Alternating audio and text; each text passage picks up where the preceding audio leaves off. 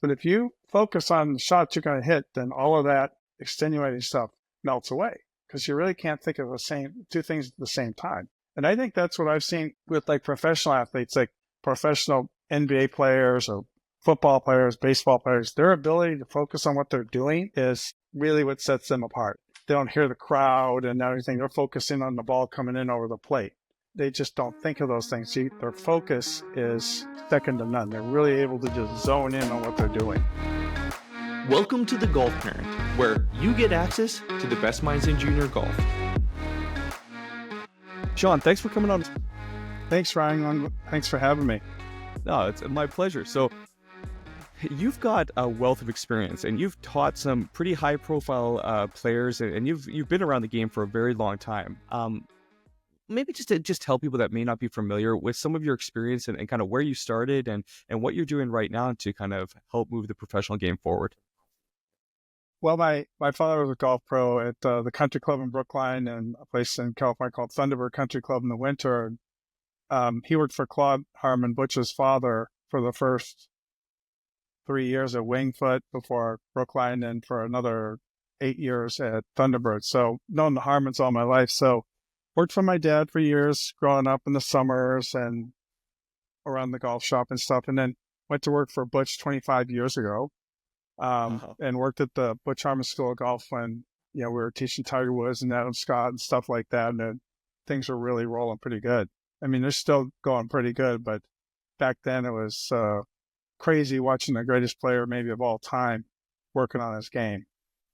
And so I moved away from Vegas about a year and a half ago. I relocated to South Florida to just kind of strike out on my own. And I picked this place because it's a great golf environment down here. There's a lot of golf courses and naming the streets after Nicklaus and Tony Penna and Donald Ross and PGA and just a huge golf community. And a lot of the best golfers in the world live down here. So that attracts even more golfers. Now, are you right in Jupiter, if I'm correct? I'm at Abacoa Golf Club in Jupiter. It's a public golf course, the only public golf course in Jupiter. It's extremely nice golf course, has a great driving range. Everything around it's all high-end private. So it's an interesting little place. Actually, a good core of teachers back there, too. That's fantastic to know. Do you think that right now, like if someone's serious about, like if they've got a child that's serious about junior golf, do you think that based on your experience in Vegas and kind of what you know about the rest of the country, do you think that Jupiter would be a good place to kind of, when it comes to tournaments and development, just knowing how many professionals actually do live in the area, that would be a good place to kind of cut your teeth in junior golf? Yeah, there's a lot of competition here. I think it's one of the places in the country that has a lot of junior competition. You'll tee it up against, 60 to 120 kids your age. It's a very deep golf pool here. So I think that's good. You want to challenge yourself by playing, lots of kids. And the more kids there are, the deeper the pool, the better they are. You'll find some kids that, shoot in the 60s pretty regularly and they're 12 years old. And that just makes you get better. If you're in an environment where everyone's shooting, mid 70s and stuff, you're not really forcing yourself to get much better. So I think that really helps. I mean, I think all of us can say whenever I went out to play with good players, I played better. Yeah, probably better than I should have. I mean, based on my ability, but I just somehow, for whatever reason, played better or focused more. So I think it's good to be out and be constantly challenged with better players. And I think this is a great area because you can practice and play year round. There's a lot of great golf instruction. The courses, I am surprised at how good they are in South Florida because the terrain's pretty flat here. And, the country club has some hills and the desert courses have mounding and stuff. And there's some really well-designed golf courses down here that are fair and challenging. But the thing down here is you have to play in the wind. And I think that's almost better for you to work in your game than playing in a place with just trees. Being able to manage your game in the wind will make you a very good player. You can only imagine. I mean, you look at a lot of the Europeans or the people that grew up playing in the UK. I mean, like it's a skill in amongst itself. I mean, it forces you, I'm assuming, to really master trajectory and just understanding how to actually move your ball around and make it work. Yeah, being able to get the ball to penetrate the wind and play shape shots. You have something that's 150 yards into the wind, and that shot can be playing 175 yards. I mean, you've heard Tiger on TV talking about playing over in Europe where, he would hit an extraordinary amount of club into a green just because it's playing more into the wind. And then, being able to master that feel and trajectory, there's really not a mathematical formula. I mean, to have the mathematical formula, you have to know exactly what the wind is doing, how fast it's going, what direction it's coming, how much force In that it's exact putting on the moment ball. that you're hitting the ball too. Yeah. So, if we're out tossing the ball around in the yard and it's really windy out and I'm throwing the ball back to you into the wind, I'm going to throw it a little bit harder. That relationship from your eyes to your hands tells you how hard to throw it. I'd probably be pretty good at doing that. So it's a lot of mastering that kind of a feel, and using your senses to detect how far to hit it and how hard to hit it. But there's some swing dynamics to it too, like making a little bit shorter swing to get the ball to flight down a little bit more and not let it get up in the wind. And so there's a few little tricks, but you can learn to do it. It's actually a lot of fun to play, in wind golf. I think that's the real fun of playing over in Europe in the links courses is the ball runs and the wind, They have these little shots. I can remember playing in Ireland one time, and there's a 200-yard hole, and into the wind it was 3-wood, and then there was another one that's 240 yards downwind, and 3-wood's too much. So it just depends on what direction the wind's going and how hard it's blowing, but can greatly affect your ball flight. It makes a lot of sense. I mean, any time that you can challenge yourself by, like you said, playing with better players, I'm kind of curious about the psychology of that, but it certainly seems to be a fundamental truth that you rise to the occasion for the most part when you're just around better people. Yes. And so, why not do that? And then when you're in more challenging conditions, obviously when you're not in those challenging conditions, you almost feel like it's easier. It's like running with weights on your feet or something. Like you'll feel faster and better. But let's go back to maybe at the beginning of your career when you were seeing some of these just absolute superstars coming up into the game. What were some of your observations about how they practice, maybe their mental mindset? Just were you able to, like, if you didn't know who they were you able to pick out just through their work ethic and the way that they spoke that they would be successful, like the Adam Scotts, the Tiger Woods, and some of the other players that you've been around? No, I mean, some of these guys I thought would be more successful than others, and others I wondered how they ever managed to win a golf tournament based on the mechanics. So it's more mechanically minded. And, all my life is, working, well, in the wintertime when I'd work the bag room at Thunderbird for Claude Harmon while my dad was working, I'd worked on weekends. There was always good players around back then. It'd be Lanny Watkins, George Burns, Bruce Litsky, stuff like that. Great ball strikers. And it's interesting because we'd ask them, what are you trying to do to hit the ball like this? And most of them would talk about getting back to impact.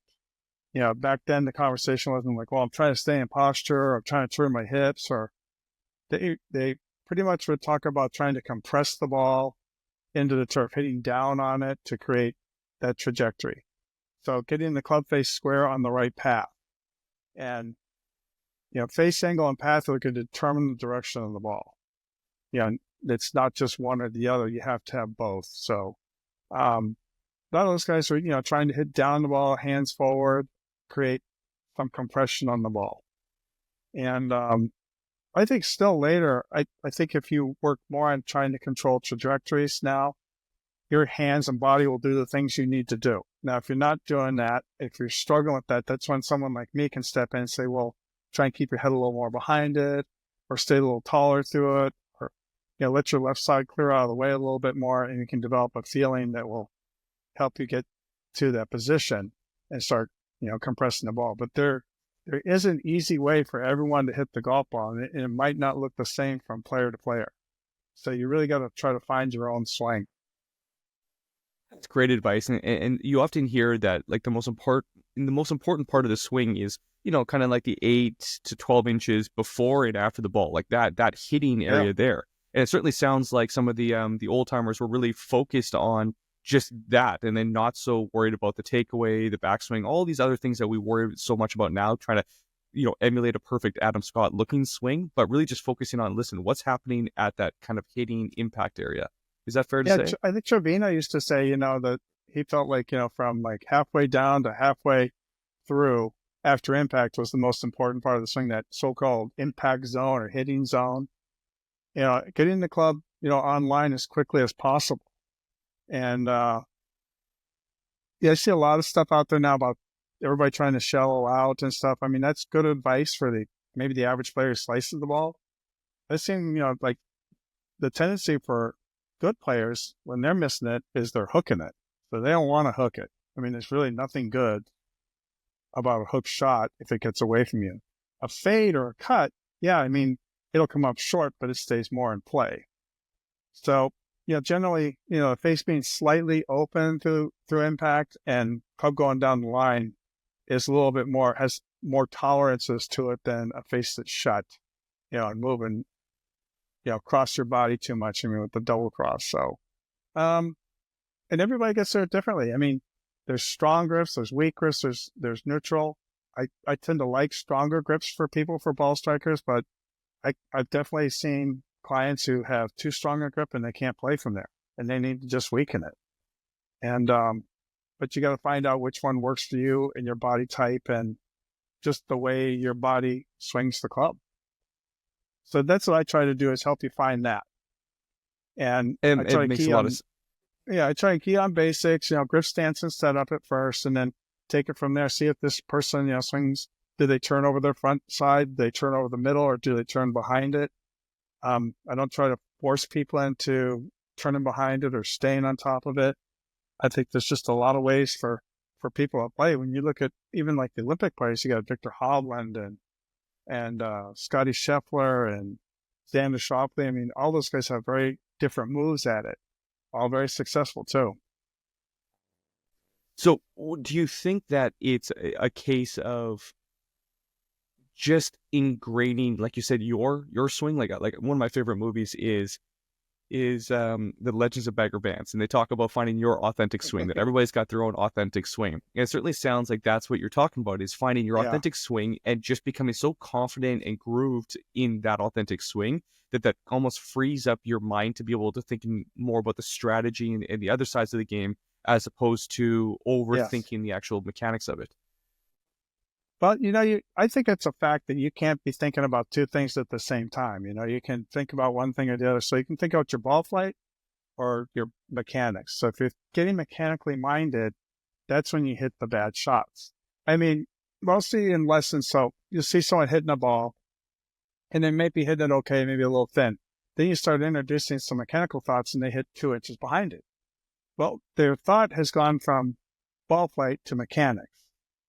And then you'll see them out in the course. If you have people that are thinking too much mechanics, they'll hit 2 inches behind the ball. They hit it worse than ever. And now they get frustrated. They're thinking, well, I hit the ball better before. I didn't hit it great, but I hit it better than this. But, you can have those mechanical thoughts in maybe a practice swing. But when you get over the ball, you have to switch to more of the ball flight, where you want this ball to go and how you're going to make that thing go there. Do it more by feel. Think of it as like throwing a ball. If you thought about the mechanics of throwing a ball, you probably throw it right into the ground. But if you 100%. think about just hit the glove, zing, throw the ball right to the glove. Do you feel like that athleticism is a learned skill, or is that kind of inherent? Like that ability to just kind of let your body execute on what your mind is focusing on without, thinking consciously necessarily about it?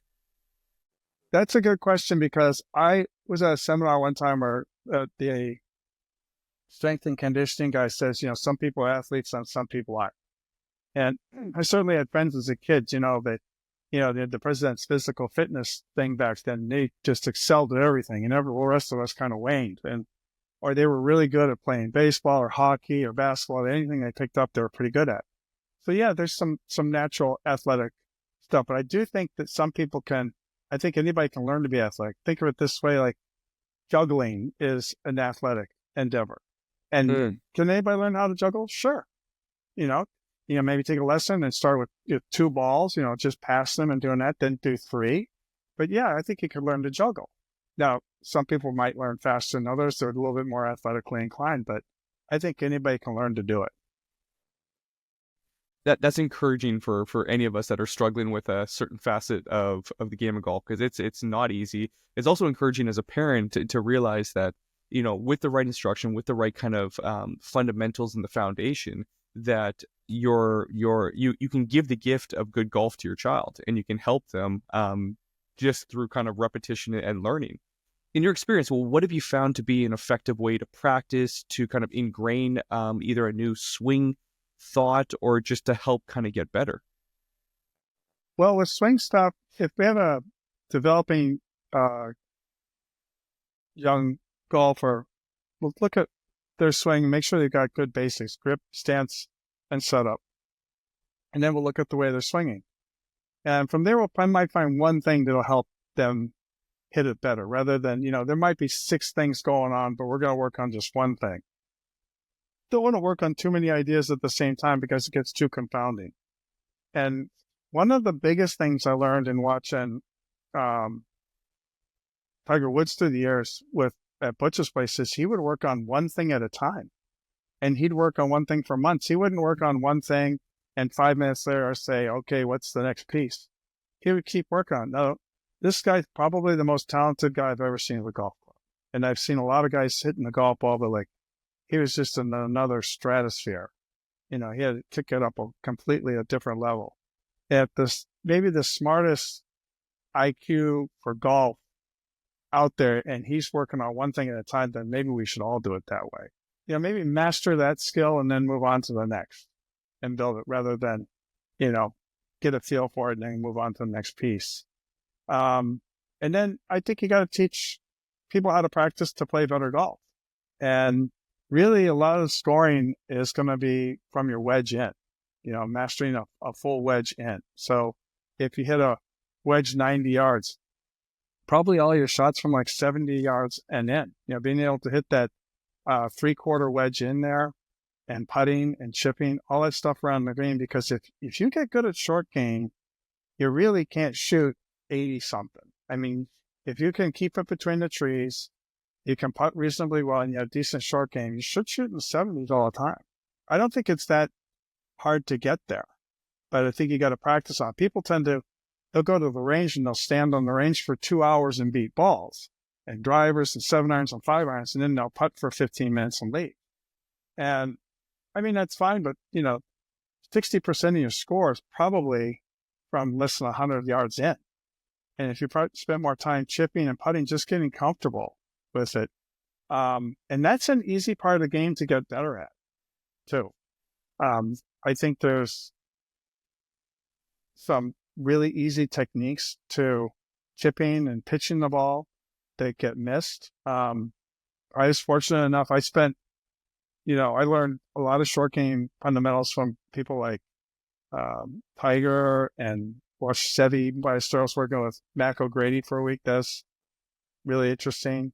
And Jose Maria Lozaba, probably the biggest influence on my short game. I spent a couple afternoons with him just seeing how he does that. It's remarkably simple. Face the square, swing it down the line. None of this aim left and cut across it stuff. Just, get the ball in the kind of forward to the middle of your stance, take the club back square and straight down the line and watch it spin. Very easy to hit a low spinning shot. So, and that really helped me a lot. And I use that a lot for people. And that's probably been the most helpful thing I've ever shown people for scoring. Is that from a pitch or a chip, or what Basically, you're talking about? Pitch shot, something that's kind of elevated, like a 30-yard pitch shot. But, you can play it from 40, 50. You can play with a pitching wedge from 90. Just being able to knock down and fight down a wedge shot hitting that low spinning shot is not that difficult. And with that shot that you're describing, you're not as focused on activating the bounce, opening up the face a little bit. Because that's often what a lot of, I'm guilty of it, where it's not one, this is definitely mental, but it's I'll hit a good drive, one of my good drives. I'm like, that's awesome. And then I get into that scoring area like that, like you said, that wedge in. And unfortunately, that's often when I will flub it. I'll get a little bit intimidated with the turf for some reason, and that 70 or 120 shot goes 30 or 40 yards, and I just do my best to have some positive self-talk and not be too upset, but it's hard. So what would be your advice then on that shot? Like, is it what you learned from Jose, which is just kind of like square down the Yes. line? Yeah, 99 out of 100 times what causes that shot you're talking about is someone take it back too far, and then they'll try to decelerate on the way down. 100%. And that deceleration, just your hands go, your arms stop, your body stops, and it becomes sort of a twitch, or a flinch type of thing. So a super important part to any short game stuff is speed through the ball. You need to be accelerating through it. So, taking the club back shorter. So whatever shot, if you get like a little 60-yard shot in there, probably taking your wedge or even your 60-degree, take it back to about waist high and put some speed on. Always put full speed on the follow through if you take it back short. You never want to decelerate on it, because that's when the club head gets in front of the hands and you stick the club in the turf and you lay sod over it. I mean, keeping that speed up will ensure that you clip the ball well. And even if you hit it a little bit far, what you're going to find is the ball spins. So maybe it lands a little too far to the flag or past it, but it'll stop. And I think everyone thinks like, I want to hit this at the flag, but I don't want to go past the flag. It can't go in if it doesn't get to the flag. So, I mean, I tell people, look, 3 feet past the hole is much better than 1 foot short. I mean, 1 foot short's a great shot, but you're not going to get to make it. If you try to play these to make them, you might chip in every now and then. But yeah, changing that rhythm to a more of a, take it back short and then full speed follow through. You don't have to launch it or swing hard, just full speed. Don't decelerate on it. And that helps in the bunker and putting, and really anytime you had any kind of a short game shot. I think the biggest thing that goes wrong for people, including the pros, if they miss a shot like that, you watch and they decelerated on it. And it makes sense, because you almost get a little bit in your head where you really want to get it on the green. You know that you have an opportunity to score, and it's that classic case of you trying a little bit too hard, and then you realize that, oh, I need to almost halfway through the swing do something because you're worried about too much adrenaline or whatever. Am I trying too hard? And then you're right bang on with the deceleration. And as you alluded to, that's also for chipping, putting. It certainly sounds like the most important thing would be making sure that you're accelerating through the ball and never, ever decelerating. Well, keeping the acceleration through the shot, make sure that the club head comes back squarer. Yeah, it's when you decelerate on it, then the face gets, shut or something like that usually. Get the toe in front of the heel, tear the sod up. Having the face open and using the bounce is fine. It's interesting. Jose had a very high bounce wedge when I looked at his wedge. And up until then, I had a very low bounce wedge, for harder surfaces, trying to slide the club under the ball, which is fine. In Vegas, the ground's pretty hard, or say like, West Texas, it grounds hard too. And you want something probably with less bounce. But definitely, I see a lot more guys on the tour have gone to a lot more bounce on their wedges, and it just creates more forgiveness. And you don't have to be as precise, and you got a little room for error. But I was surprised, like Jose's wedge had a ton of bounce. I'd say it had 12 to 14 on it. I mean, it looked like had a lot of flange on it and a lot of bounce. So as I use that myself now, it's very easy to play that. But I can lay the face open just to increase the loft a little bit and increase the spin, because the more loft I have, if I go through it, the ball's going to sit on the face a little longer, and it's going to spin more. And if you like to do that, that's fine. If you don't like to do that, that's fine too. You don't have to play it that way. For instance, some people have the face open and now they're compelled to swing left because the face isn't square to the target of the ball. So they swing a little left out of the face, square to the target, but now their path is going left. The ball rolls, diagonal across the face, comes off weaker and shorter. And so then it doesn't really work. Same thing happens in the bunker. You have people who, it'd be nice if they would use the face, get the face open and swing straight through it. But some people are compelled with that face open to swing left. Now they hit that great big shot and it goes nowhere. It goes 3 feet. Well, that's a ball that's cut across the face and exited out by the toe off the weak part of the club and didn't go anywhere. So in their case, they need to play the face a little bit more square. Yeah, distance control is the name of the game. So they could just change the ball position and stuff. I mean, a lot of variables you can do. I mean, you don't have to have faces open or square. And I'll find that out with people and get them to work with it. We'll find something that works and is very easy to execute. I mean, you should know right away this is working. It shouldn't be like, well, give this a week, practice every night for a week and see how it goes. Now, it should be almost like a revelation to you, like, wow, that clicked. That I can do this each time and every time. I've heard that, and I think that that's great advice, is that when you're Mm-hmm. working and you're getting a new tip, if it doesn't immediately feel like it's making your game better, you might want to look at a different angle of trying to learn something or a new tip, because Try something else. It should be like a light going off in your head, like, wow, that works. feels different. I can do this all day long. What advice would you give for, let's just call it maybe the mid-irons? Like, what do you see that a lot of people are doing wrong with the mid-iron shot, like the deceleration with that approach shot? But what are you thinking with maybe more mid-irons? I think you got to find out what kind of swing you got. I mean, if you hit the ball too far forward, you might pull across it. If you're the ball too far back and you tend to move forward, you're gonna get too steep on it. You've got to be behind the ball really to let your hips turn. If you get too much in front of the ball, your hips will stop turning out of necessity just to keep your balance. So I think it's, messing around with finding your ball position and your swing. So people who tend to turn more over their front foot or lead leg, as they say, probably need to have the ball a little bit more forward. And people who turn over their back leg probably need the ball a little bit more back. So there really isn't like a magic ball position for each club. I've seen things out there, suggest, you have to have the ball position here, there, or the other. It depends on what kind of a golfer you are. Makes a lot of sense, and I guess that's why it's so important when you're practicing is to put that alignment rod down, actually have a consistent ball position.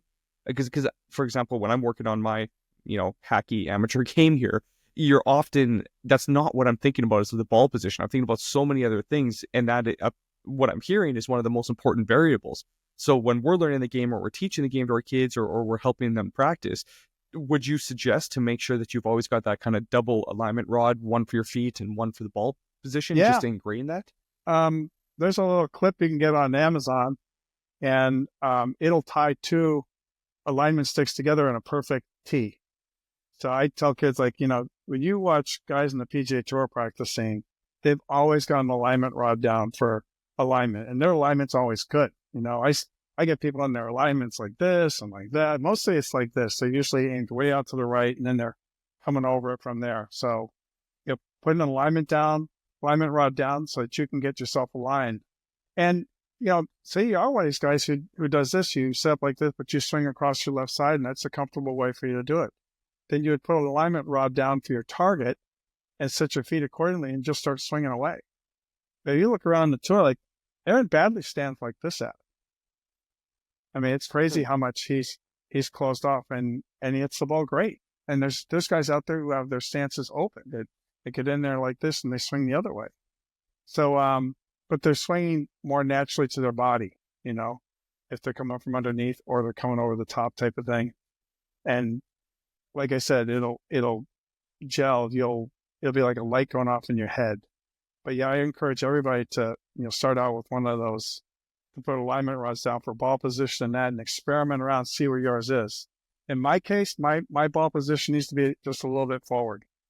I mean, if you saw me with a 7-iron or 6-iron, it might look like almost like a driver, like it's that far forward. Yeah, wow. I need to stay a little bit more centered over the ball. I grew up that way, trying to kind of stay still and over it. I went through a period of trying to get behind it and stuff, and I just couldn't get back to my left side. And I find that if I just stay a little bit more centered over the ball, my head stays behind it, I get through the ball better and I get to that finish a lot better. I can hear a lot of listeners right now, just their minds being blown with the short game. Their minds being blown with the mid-irons, and they're going to be like, okay, driver. Shawn, what about driver? What are you seeing as a common fault and kind of like a quick fix for the driver? Well, Yeah, I think the thing they did the best at the Butch Harmon school is we made people very good drivers of the golf ball. And a big key to like the tour players was getting through the ball to their left side. They get a little bit too much under and behind it. Staying a little bit more taller and getting through the ball. So I said that's really important with the drivers these days. That the ball in the last 30 years is designed not to spin. And then if you look at the faces on clubs, I mean, this is an old, McGregor 3-wood, and this thing has grooves on it, and you could put spin on the ball with this. They had a, hard plastic face and screws, and you could put spin on the ball because the ball is less softer. Well, the ball is harder now. It flies straight. And then the faces on these drivers, they don't have any grooves. They might have some painted lines, so it's pretty flat. So it's really important that you get the face squared up. And by moving forward, you tend to get the face squared up. By moving back, you tend to get the face, maybe something like this, shut. And the ball gets, face isn't square, and the ball gets spinning sideways. And you get those mishits. So I think, just getting through the ball, feel like I'm just going to try and get to my finish position. It's just stand over the ball. I'm just going to try and get to that finish position the best I can. And I think you can solve a lot of your driving problems generally right there.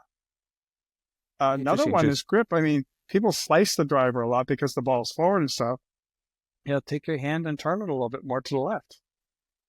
Orientate the club a little bit differently in your hands and see if that works. But yeah, I see people on the driving range just, slicing balls into eternity and, get a little stronger grip on there.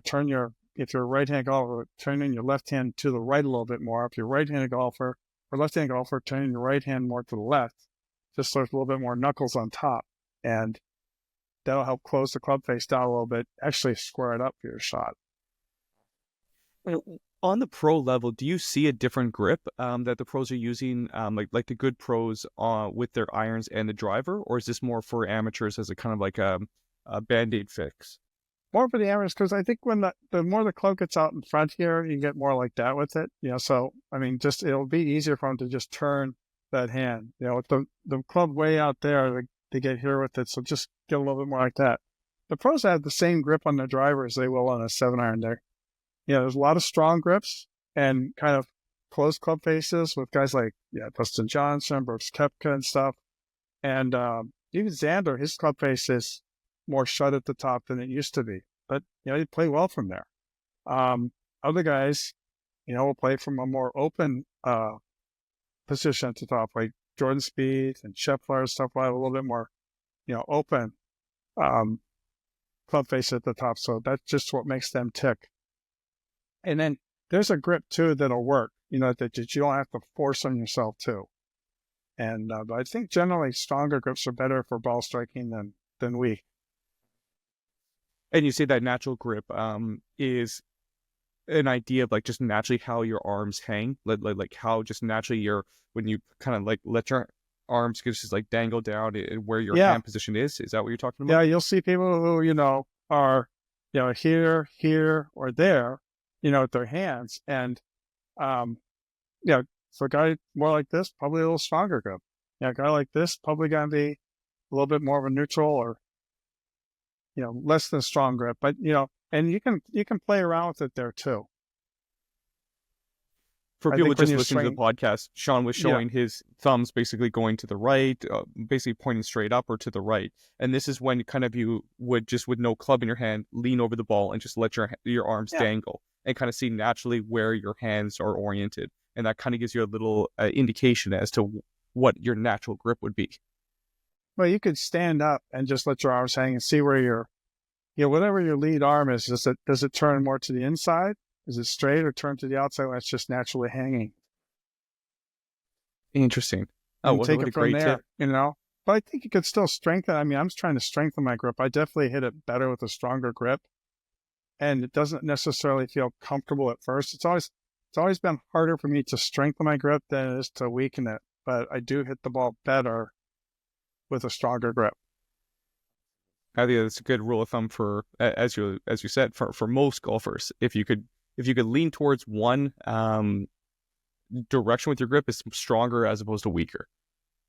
Yeah, I think if you're looking for when you're consulting with a teaching pro, see if they're the kind of person that does like an assessment on you. And I think be careful that you don't want to get into a system. There's a lot of systems out there. One plane, stack and tilt. They work for some people and they won't work for others.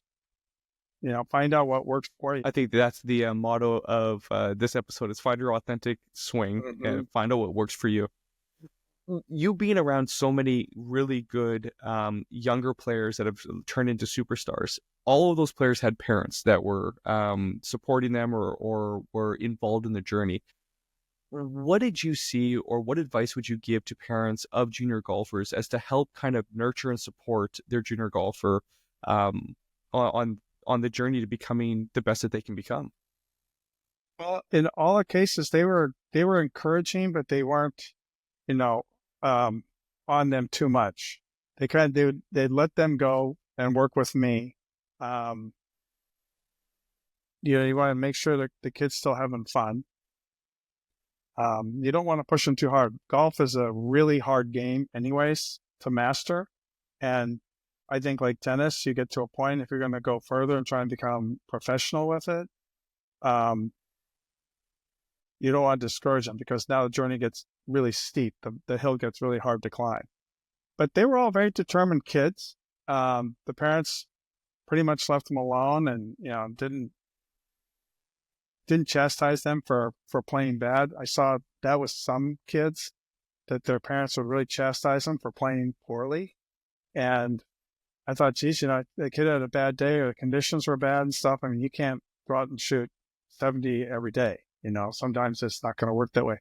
Plus, I think the pressure on the kid might have made it harder too. But that never helped. None of those kids did very well. It's mostly the parents that kind of kept a loose hand out. They might come to the lessons and stuff, but they stayed in the background and really didn't meddle in it. They tried to be encouraging and supportive.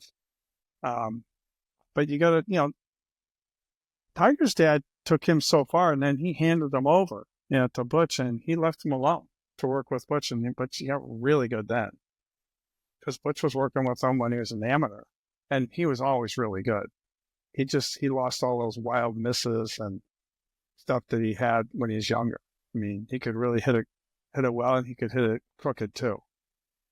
So, but he was very, that was a good example. I mean, he took him so far, and then he got someone to take him the rest of the way. You're in a unique position to have known or at least seen Tiger when he was first starting out. What role are you familiar with any of the kind of like the mental side or like the hypnosis that you kind of hear about that he was with his caddy and like learning hypnosis? And did you see any of that, or were you familiar with any of that kind of mental side? No, just what I read and heard. His dad would, surprise him with clapping or something in his backswing to help him learn to focus and ignore stuff like that. So, it's like I said, your mind really can't be in two places at the same time. So if you're focused on what you're doing, the rest of the stuff kind of melts away. If you're, a really difficult shot to hit is probably, especially for the Europeans, is the first shot at the Ryder Cup. Now these guys, that's the biggest thing in the world to them is playing in the Ryder Cup and being the hero. They'd almost rather win that than the British Open. So can you imagine how nervous they are hitting the first shot at the Ryder Cup in their home country? So, I mean, you could top the ball. Your nerves are so bad. I mean, Paul Azinger described it as you can feel your pulse in your eyes. So that's serious nerve problems. But if you focus on the shots you're going to hit, then all of that extenuating stuff melts away because you really can't think of two things at the same time. And I think that's what I've seen with like professional athletes, like professional NBA players or football players, baseball players. Their ability to focus on what they're doing is really what sets them apart. They don't hear the crowd and everything. They're focusing on the ball coming in over the plate, or catching a pass and, going up for, an easy layup and stuff like that. They just don't think of those things. Their focus is second to none. They're really able to just zone in on what they're doing.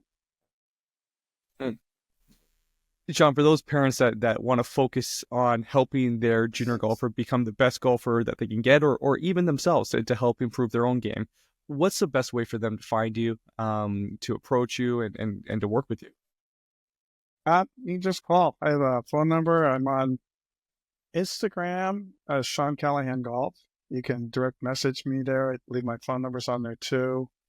I'm going to be doing some stuff on YouTube now too. Join the party with that. So, but they can contact me at my cell phone or email, which is just Shawn Callahan at duck.com. And, or my number 702-596-9571. Give me a call and happy to talk to them about getting started. And all the numbers and all of your contact information will be in the show description as well, so it won't be hard to find for the listeners. Yeah, of course. Just in case I rattle off too fast. Yeah, exactly. Shawn, any parting kind of advice, maybe for the actual competitive golfer and also for the parents? Any kind of lasting kind of advice for both of those two segments? Yeah, I think if you're trying to develop talent, I mean, find someone you like, but find someone with experience, someone who's got a lot of experience with helping people like that. And I mean, there's lots of probably good young instructors. I'm a much better instructor now than I was 30 years ago.